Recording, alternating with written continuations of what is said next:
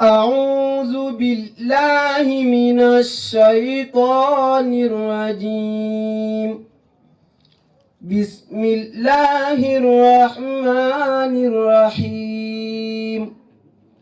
يا أيها الذين آمنوا لا تقدموا بين يدي الله ورسوله واتقوا الله إن الله سميع عليم.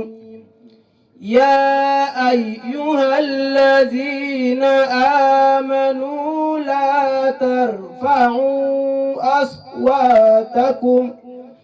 أصواتكم فوق صوت النبي ولا تجهروا له بالقول كجهر بعضكم لبعض أن تحبط أعمالكم وأنتم لا تشعرون.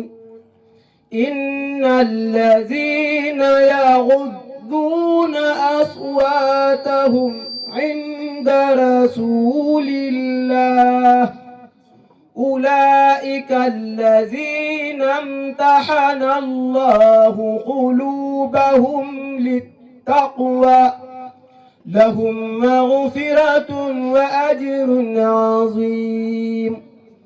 إن الذين ينادونك من وراء الحجرات وأكثرهم لا يعقلون.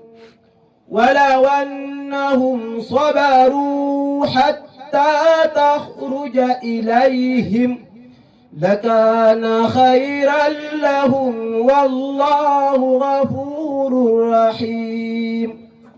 يا أيها الذين آمنوا إن جاءكم فاسق بنبأ فتبينوا أن تصيبوا قوما بجهالة فتصبحوا على ما فعلتم نادمين. صدق الله العظيم.